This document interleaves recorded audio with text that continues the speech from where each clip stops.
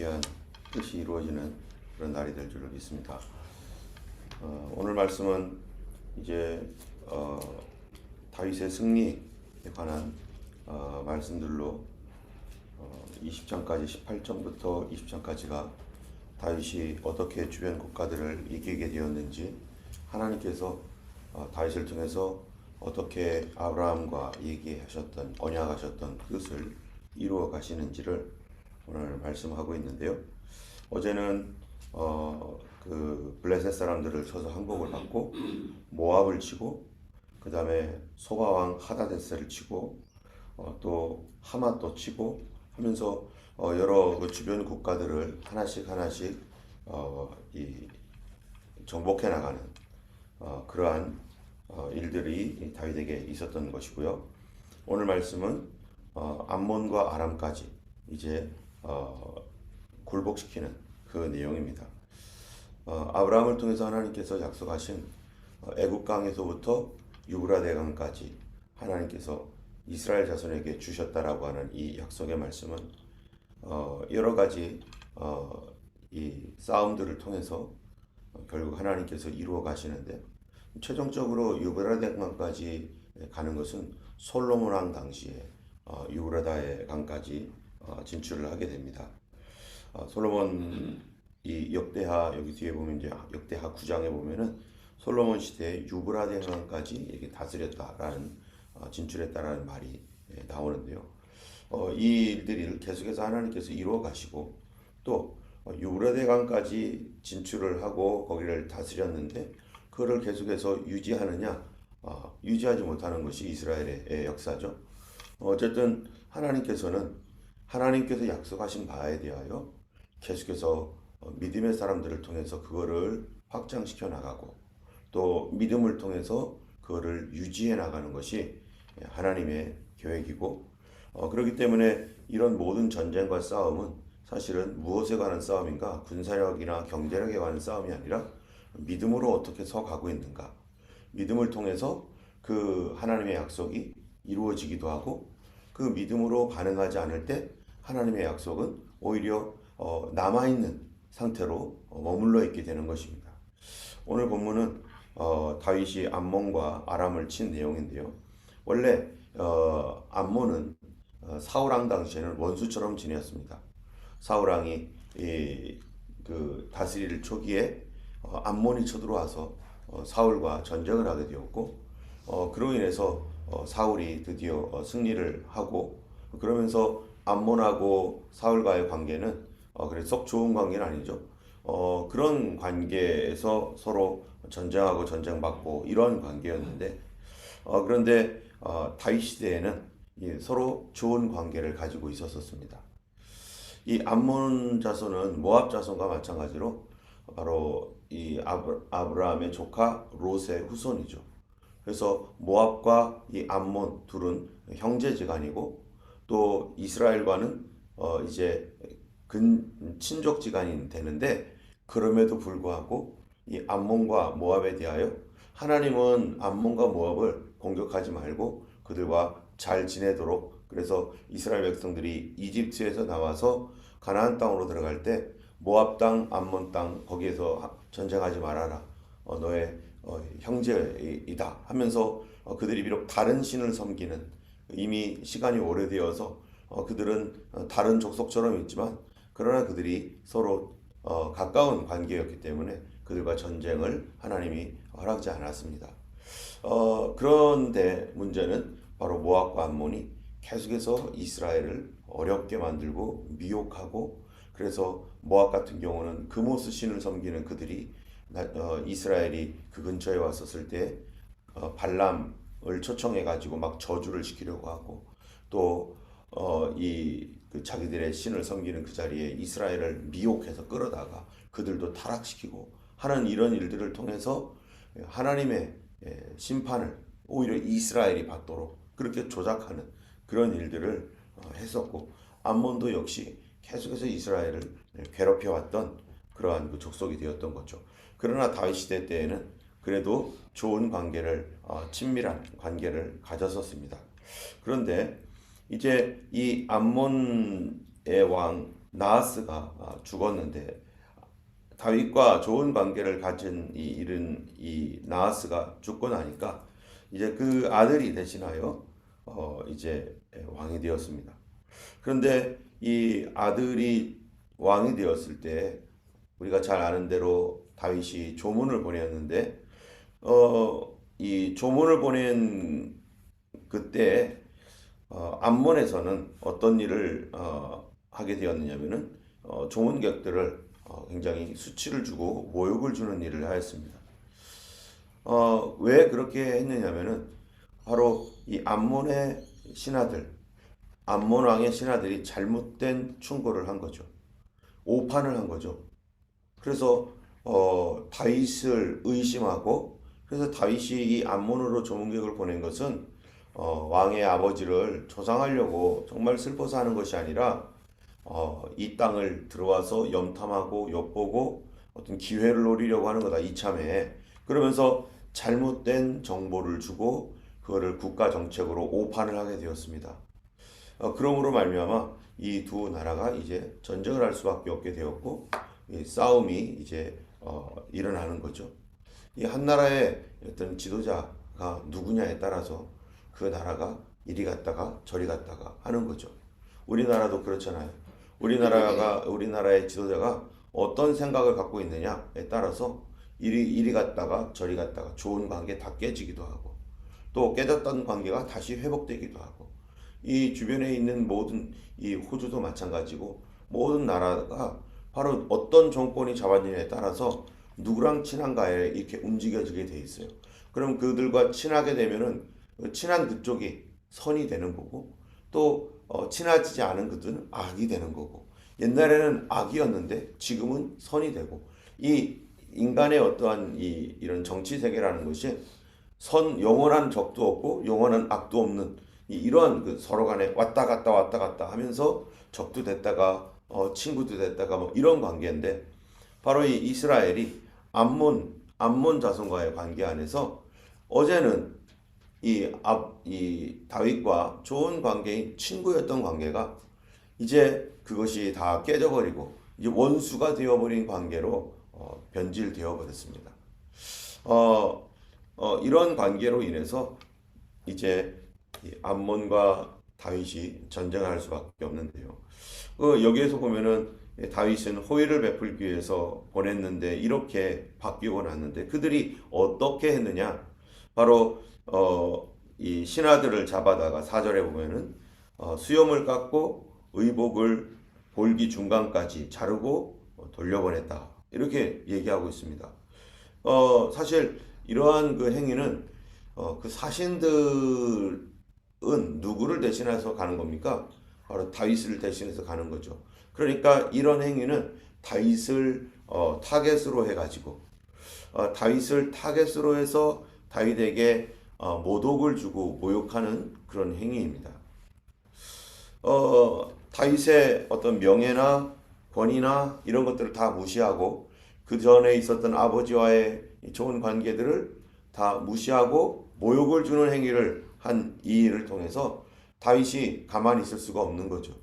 그런데 다윗과의 문제가 생기기 이전에 다윗의 이 반응을 우리가 조금 보면은 5절에 보니까 다윗의 반응이 나와요.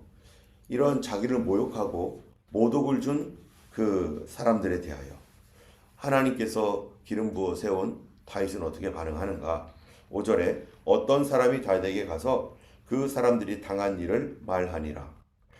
그 사람들이 심히 부끄러워하므로 다윗이 그들을 맞으러 보내 왕이 이르기를 너희는 수염이 자라기까지 여리고에 머물다가 돌아오라 하니라.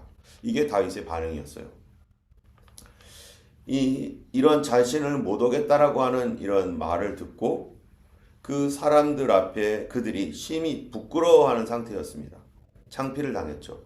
그래서 이 수염이 다 깎여버렸어요.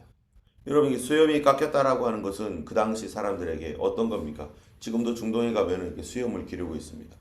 그리고 뭐 이슬람 사람들을 뭐 수염을 기를 뿐만 아니라 그 콥틱 정교회라든지 이런 정교회 사람들도요 수염을 이렇게 기르고 다녀요. 성경에서 이러한 그 수염은 그 명예를 상징하는 거, 그들의 전통적으로 그들의 권위를 상징하는 그러한 의미로 수염을 이렇게 가지고 있습니다. 수염을 가지고 있다는 건강하다는 것과 그 권위가 있다라는 것, 명예롭다 이런 모든 내용들이 다 포함되어 있죠. 그리고 수염을 갖고 있다는 것은 그 사람 아무나 옛날에 아무나 수염을 기르는 게 아니거든요. 종들 기릅니까? 종들은 자기 마음대로 기를 수가 없어요. 기를 필요도 없을 뿐만 아니라 길러봐야 소용이 없어요. 그들은 언제 수염을 다듬으며 그럴 시간도 없고 이 수염을 갖고 있다는 것은 나는 자유인이다 이라고 하는 어떠한 그러한 신분적인 것들도 포함을 하는 것이죠. 그렇기 때문에 그 당시에 사람들에게 있어서는 그런 어떤 명예로운 어떠한 그런 자기의 인격을 상징하는 건데 그걸 싹둑 잘라버렸다는 거예요. 그 싹둑 잘라버렸다는 것은 이제 그것이 자라기까지는 시간이 한참 걸리는 거죠. 그리고 옷도 잘라버려 가지고 그렇게 이 하체를 드러내는 그런 옷이 되어버려서 그렇게 돌아오고 있는 그 사람들 그렇게 해가지고 예루살렘까지 돌아오면은 그 모습을 누가 보겠어요? 옷이야 대충 고쳐 입는다지만 수염은 이거는 이 아이들이 어린 아이들이 아빠가 수염을 길렀는데 어느 날 싹 깎아버렸어요. 그래 애들이 얼굴을 제대로 알아보겠어 이게 누구지? 이럴 겁니다 아마. 이 사람들이 알아보지 못하고 자기도 수염이 깎였다라는 것은 굉장히 창피를 당했다는 거예요. 그런데 다윗은 어떻게 하느냐? 그들을 맞으러 보내어 가지고 여리고에 머물다가 오라 이렇게 얘기를 합니다. 여러분 왜 그들을 여리고에 머물게 합니까? 그들이 어떻기 때문이에요? 정말 지금 그들이 수치를 당했어요. 그들이 상처를 받았어요. 다윗의 일을 하다가 하나님의 일로 가서 뭔가를 하다가 상처를 받고 수치를 당했습니다. 그러니까 이러한 그 상처와 수치를 받은 사람이 거기서 상처를 받았는데 이스라엘로 돌아오면 또 어떻게 되겠어요? 그냥 잘하는 것도 아니고. 그러다 보니까 이스라엘로 돌아와서 예루살렘에 오면은 주변의 사람들, 그를 알고 있는 사람들이나 또 궁궐에 있는 대신들, 이스라엘 사람들이요. 그가 수염이 잘린 거를 볼 때 그 사람은 어떻게 되는 거예요? 또 한 번 상처를 받는 거죠. 보여주기 싫은데. 그래서 이중적으로 상처를 받는 거예요. 우리가 이 땅에서도 그렇잖아요. 어떤 범죄에 연루되어서 어떤 사람이 피해를 봤어요. 피해를 보면은 그 피해에 대하여 어떤 사람 이러쿵 저러쿵 말을 하잖아요. 뉴스에 보면은 가해를 받은 사람들, 가해를 한 사람과 피해를 입은 사람이 이 가해를 한 사람들은 그 사람들은 당연히 형벌을 받아야 되는데 피해 입은 사람은 오히려 비난하고 그럴 만했으니까 그랬다는 둥 하면서 이렇게 얘기를 할 때 피해를 받아서 그렇지 않아도 고통스러운데 다른 사람들이 어떻게 하는 거예요? 또 그런 말들이나 보는 눈으로 이 사람을 또 고통을 줘가지고 더 괴롭히고 더 힘들게 하는 경우 2차 가해를 경하는 경우가 얼마나 많습니까? 그래서 어떤 사람의 조그마한 말도 이 피해를 본 사람들의 마음은 더 큰 고통으로 다가오고 차라리 가해자보다 그렇게 두 번째 피해를 주는 그 사람들이 더 심한 상처를 주는 그런 경우가 많은 거죠. 하나님께서 이러한 그 고통을 받는 사람들에 대하여 하나님은 어떻게 이 일들을 처리하기를 원하는가? 그들이 어떻게 되기를 원하는 거예요? 여기 보니까 너희는 수염이 자라기까지 여리고에 머물러 있으라. 그들이 이 옷은 고쳐 입으면 되는데 수염은 그들이 충분한 시간을 거쳐서 그 수염이 다시 길러지고 그런 얘기가 뭡니까? 다시 상처가 아물고 시간이 지나면서 그들의 명예가 회복되어서 다시 예루살렘에 들어왔을 때 사람들이 환영하고 그 원래 모습으로 돌아와서 그들을 잘 맞이하고 그렇게 볼 수 있도록 자신의 그 비참하고 자신의 어떤 깎인 모습 그러한 모습을 다른 그 자기들의 부하라든지 가족들에게 보여주지 아니하고 그거를 잘 보존하고 지키고 있다가 자기의 다 상처가 회복된 다음에 보여줄 수 있도록 그렇게 다윗이 이 사람들을 배려하는 것이죠. 타인들의 명예를 지켜주는 다윗. 이 왕이지만 그래 들어와서 어떤 얘기가 있었는지 나에게 빨리 얘기해라 보고해라 하면서 막 그렇게 하지 않고 그들에게 사람을 보내고 거기에 머물러 있으라고. 여러분 이 진정 이 제대로 된 왕은 어떤 사람입니까? 어떠한 일도 중요하죠. 일하는 것도 대단히 중요한데 그 일은 다 누구랑 같이 하는 거예요? 이런 자기와 함께한 동역자들과 함께 하는 거죠. 그들이 어려움을 당할 때 그들 편에 서서 그들이 어떤 어려움이 있을까 미리 고려해주고 생각해주고 그들이 필요로 할 때 그래 자기가 할 수 있는 최선을 다해서 그 일들을 돕기 위해서 가주는 그 사람들. 그런 사람이 참으로 뭐를 갖게 되는 거예요? 리더십을 갖게 되는 거예요. 리더십은 일 잘한다고 리더십을 갖는 게 아니죠. 리더십은 뭐 하는 사람입니까? 리더는 사람들을 이끌어가는 사람이죠. 예수님께서 우리의 왕이 되시는 이유가 뭡니까? 예수님이 힘이 세서? 예수님이 무슨 돈이 많아서? 그렇게 해서 리더가 되는 게 아니죠. 힘이 세고 돈 많으면은 물론 사람들이 그 앞에 머리를 숙이고 훌륭하십니다라고 말은 해줄 겁니다. 그러나 마음속 깊은 곳에서는 내가 힘이 없어서 지금 당신에게 이러고 있는 거다. 내가 힘만 있어봐라. 너 가만히 두지 않겠다. 이런 사람들도 많이 있는 거지. 마음속에 그런 거를 숨기고 있으니까. 오히려 자기를 배려해주고 이해해주고 자기가 필요할 때 도와주고 그런 사람들이 배려를 해주는 사람들이 리더가 되는 거죠. 예수님께서 이 땅에 오셔서 십자가에 달려 죽으신 우리의 왕입니다. 왜 예수님이 십자가에 달려 죽으셨는가? 우리를 위해서 죽으셨다.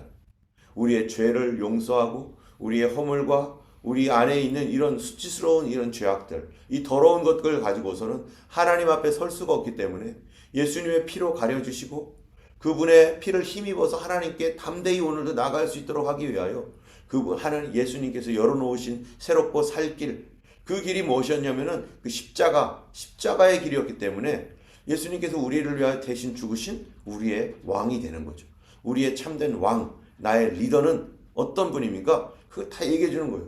바로 우리를 위해 죽는 분, 우리를 위해 죽기까지 충성하고 나를 위해 죽을 수 있는 분, 그분이 나의 진정한 왕인 것이기 때문에 우리가 예수님을 나의 왕으로 오늘도 고백하는 것이고 우리가 그분의 이름 앞에 머리를 숙이는 것이고 그분의 명령 앞에 무릎을 꿇고 순종하고 따라가는 것이지. 만약에 주님이 날 위해 죽지 않고 나에게 명령만 하는 분이고 따라와 마치 이 땅에 있는 모든 다른 신들 어떻습니까? 우리를 위해 죽은 신이 어디 있어요 도대체? 우리를 위해서 내려와서 나를 대신해서 죽어가는 신이 어디 있어요? 그냥 나는 신이니까 나는 힘이 세니까 너희들은 내 말 들어야 돼. 나는 너희들보다 나이가 많아. 그러니까 너는 내 말 듣고 따라와. 나는 당신보다 지혜가 많아. 경험이 많아. 그러니까 따라와. 이런 식으로 하는 신은 바로 신이 아니라는 거예요. 그건 다 거짓신이라는 거예요. 여러분 사랑이라는 게 뭡니까? 하나님이 우리를 사랑한다고 하는데 사랑은 독생자까지도 아끼지 아니하시고 바치시는 사랑이 사랑인 것이고 참된 사랑은 우리 자신의 백성들을 위하여 목숨을 버릴 수 있는 그 사람이 왕인 것이죠. 이 땅에 수많은 리더들, 지도자들, 국가의 지도자들이 있습니다. 이런 사람들, 여러분 독재자들 보세요. 뭐 하는 사람들이에요, 이 사람들이? 자기들의 명예를 위하여, 자기들의 살 길을 위하여 백성을 죽이는 사람 아닙니까? 그게 독재 아니에요? 백성을 살리기 위하여 여러분 왕을 독재자라고 하기보다는 왕이라고 하는 이유는 그 왕이라는 말에 뭐가 있는 거예요? 백성을 살리기 위하여 자신을 희생시키는 거. 그런 사람을 왕이라고 하고 자기를 살기 위하여 백성을 희생시키는 자. 그거는 독재자인 거죠. 그거는 포악한 자인 거죠. 때문에 이 땅에 있는 어떤 신이 어떤 종교가 도대체 자기를 믿는 사람들, 자기의 백성들을 위하여 이 땅에 내려와서 정말 고난을 당하고 그들을 위하여 그들의 구원을 위하여 십자가를 진단 말입니까? 아무도 그런 존재는 없는 것입니다. 때문에 우리는 예수님을 나의 왕이라고 우리가 담대하게 고백할 수 있는 것이고 다른 모든 사람들이 진정한 왕, 진실된 왕 그거는 누구라고 말할 수 있는 거예요? 오직 예수밖에 없다는 거예요. 오직 예수님밖에는 우리의 왕이 없으며 우리가 그 왕이신 예수님을 섬기는 아들이요 자녀로서 오늘도 우리는 주님 앞에 이 자리에 나와 있는 것이죠. 뿐만 아니라 교회는 어떤 곳입니까? 교회는요 일하는 것도 중요하지만 여러분 일은 누구랑 같이 하는 거예요? 아까 얘기한 대로 성도들과 함께 하는 거죠. 성도들이 하는 거죠. 예수님이 일을 못해서 예수님이 능력이 없어서 지금 우리가 아무것도 못하는 겁니까? 예수님이 하시면 더 훨씬 더 일을 잘할 수 있어요. 예수님이 바라보시는 게 뭐겠어요? 일을 엄청나게 잘하고 일을 벌리고 그래서 막 이것도 성공하고 저것도 성공하고 그 예수님은 더 잘할 수 있는 거예요. 예수님은 더 능력이 있으시니까. 예수님은 천지를 만드셨는데 하나님께서 그걸 왜 운행 못하겠어요? 그런데 하나님은 우리 이 사람들을 모아다가 예수 믿는 우리들을 모아다가 뭐를 하는 거예요? 일하라고 막 일 시키는 게 아니란 말이죠. 여러분 예수님이 예수님의 제자들을 부를 때 이 마태복음에 보면 그들을 왜 불렀습니까? 함께 있고 전도도 하기 위해서 먼저 함께 있는 거예요. 예수님의 친구가 되고 예수님과 친밀해지고 그래서 그러한 친밀한 가운데 있다 보면은 뭐를 할 수 있어요? 함께 일할 수 있는 거죠. 나하고 친하지도 않는데 일 때문에 모였다. 그러면은 뭐 마음 틀리면은요 그냥 끝나버리는 거예요. 그런데 나하고 친해요. 그래서 일을 하게 되면은 어떤 거를 합니까? 서로 배려하면서 그렇게 하자고 하고 뭐가 더 중요하니까 일보다도 뭐가 더 중요하게 보이는 거예요. 이 사람과의 일을 통해서 성취하는 것보다도 그 두 사람과의 관계 모든 것은 관계를 통해서 이루어집니다. 여러분 죄라는 게 뭡니까? 죄는 어디서 오는 겁니까? 이 세상에 나 혼자 있으면 죄가 있어요? 나 혼자 있는데 무슨 죄가 있어요? 그런데 내 옆에 한 사람이라도 더 생기면 이때부터 관계라는 것이 생겨지고 관계가 생겨지니까 그 안에 뭐가 있어요? 배려와 사랑이 있거나 아니면 저주와 죄가 있거나 이렇게 되는 거 아니겠어요? 그래서 나에게 해를 끼치고 어렵게 하고 상처를 주고 그것이 죄 아닙니까? 여러분 이 죄라는 것은 하나님과 우리 사이에 근본적인 죄는 하나님과 우리 사이의 죄죠. 우리가 하나님 앞에서 하나님을 마음을 아프게 하고 하나님을 괴롭히고 하나님 앞에서 그렇게 살아왔던 것들 말씀을 듣지 아니함으로 우리가 깨져버리고 이랬던 것들 거기 안에서 죄가 생긴 거죠. 죄는 혼자 있을 때는 생기지 않는 거예요. 같이 있을 때 그런데 이 같이 있을 때에 기쁨이 있거나 죄가 있거나 하나님 나라가 어떤 나라입니까? 같이 있을 때 기쁨이 있는 나라. 왜요? 왜 하나님 나라가 같이 있을 때 기쁨이 있습니까? 성령 안에 있기 때문이죠. 성령님은 누구십니까? 하나 되게 하시는 분 아니겠어요? 예수님께서 아버지 안에 계시고 아버지가 예수님 안에 계시고 예수님의 기도가 뭡니까? 아버지와 내가 하나가 된 것처럼 저들도 우리와 하나가 되게 하옵소서. 그런데 거기에 빠져있는 분이 있어요. 누구예요? 성령님이죠. 성령님이 누구십니까? 하나 되게 하는 분. 왜 성령입니까? 스피릿, 홀리 스피릿이라는 게 뭡니까? 우리에게도 스피릿이 있는데 마이 스피릿과 하나님의 스피릿을 함께 연결시켜 주셔서 하나 되게 하시는 분. 그 스피릿이 누굽니까? 바로 홀리 스피릿인 성령이죠. 그래서 교회가 성령이 충만하면 서로 화목하게 되는 이유가 뭐냐면은 예수님의 생각, 예수님의 마음, 하나님 중심, 예수 중심, 말씀 중심, 기도 중심, 교회 중심 이러한 중심이 같으니까 무슨 말을 하면 그래 뭐가 의견이 서로 틀리면 이거 예수님이 기뻐하시는 일이야, 이건 예수님이 슬퍼하시는 일이야 이러면은 그래 그러면 우리가 예수님 기뻐하는 쪽으로 가야지 하면서 함께 적어도 중심이 하나 되어 가는 것, 하나 되게 하고 한 마음을 갖고 한 뜻을 갖게 하는 분, 그분이 성령이시기 때문에 그래서 성령 충만한 교회는 한 마음이 되는 거죠. 다양한 가운데서도 한 마음이 되는 거죠. 근데 성령이 충만하지 않으면 다 떨어지는 거예요. 어제 우리 청년부 모임을 오래간만에 오프라인으로 같이 모여서 했는데 삼위일체에 대해서 잠깐 설명을 했어요. 삼위일체가 뭡니까? 세 사람이 손을 잡았어요. 세 사람이 손을 잡으면 하나입니까? 셋입니까? 이 세 사람이 이렇게 손을 딱 잡았어요. 그러면은 원이 뭐예요? 원은 하나죠. 그러나 인격은 어떻습니까? 각각의 서로가 다르죠. 그러나 하나로서 움직이잖아요. 하나님 나라는 서로 손잡은 나라라는 거예요. 그리스도 안에서 성령 안에 서로 손잡고 하나처럼 가는 거예요. 나 개인적으로 인격이 다 있지만 서로 손잡고 하나처럼 가는 거예요. 우리가 하나님 나라 갔었을 때 누구랑 손잡겠어요? 성부, 성자, 성령과 하나님과 우리가 함께 손을 잡아서 이 넷이서 하나가 될 겁니다. 이제 하나님 나라 가서 우리는 그렇게 한 몸처럼 움직이는 거예요. 한 원처럼 움직이게 되는 거. 그것이 바로 이 하나님의 나라인 거죠. 그렇기 때문에 다윗의 리더십이라고 하는 거, 다윗은 독재자로서 따라와 뭐 이런 것이 아니라 다윗이 성전을 하나님의 법궤를 옮길 때도 어떻게 합니까? 어떻게 하죠? 사람들 다 모아다가 천부장, 백부장 다 모으고 지방의 두령들 모으고 제사장들 모아다가 이거 같이 하자고 하면서 사람들을 설득하고 얘기하고 그들 마음속에 오랜 동안 소원이 있었는데 그 소원을 알고 하나님을 위해서 같이 모여서 얘기하고 이런 일들을 이 다윗이 했던 것처럼 바로 이 예수 그리스도는 우리의 리더로서 우리를 위하여 희생하고 우리를 하나 되게 하시는 분 때문에 사람에 대한 깊은 배려심이 없는 것은 정말로 교회에서 문제입니다.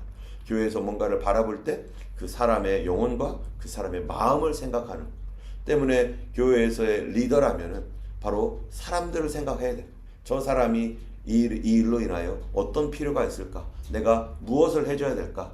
어디까지 내가 내려가 줄 수 있을까? 라고 하는 것들을 생각하면서 그를 배려해주고 기다려주고 할 때 결국 그 사람이 성장하게 되고 그 성장해서 그도 어떻게 돼요? 다른 사람들을 그렇게 해주는 거죠. 저도 지금도 이렇게 생각해 보면은 저희가 이게 몇 군데의 교회, 많은 교회는 아니었었지만 몇 군데의 교회를 이렇게 목사님들을 담임 목사님으로 모시면서 어시스턴트를 이렇게 했는데 생각나는 목사님이 있어요. 그 생각나는 목사님 그리고 그분이 했던 그런 그 표정과 또 나에게 해주었던 그 배려들 그런 것들 제가 이렇게 거쳤던 목사님들은 너무나 다 좋은 목사님 하나도 안 좋은 목사님이 없었어요. 되게 다 좋았어요. 그런데 이 목사님은 이 목사님을 생각하면 이랬어. 친구 같은 목사님이 있었어요. 동생처럼 생각해주고 어떤 목사님은 막 힘들 때 나를 막 산으로 막 데리고 올라가더니 나한테 막 힘든 얘기를 다 하시는 목사님. 나 그 얘기 들으면서 내 목사님. 그러니까 목사님에 대해서 목사님이 되게 친하고 굉장히 따뜻하셨던 그런 목사님. 그리고 어떤 표정이나 말이나 이런 것들이 어디가 어땠을 때 근엄하지만 그러면서도 힘이 있으면서도 되게 다정하셨던 목사님. 또 어떤 목사님은 저랑 같이 어느 날 딱 생각나면 제일 먼저 떠오르는 그림들이 있어요.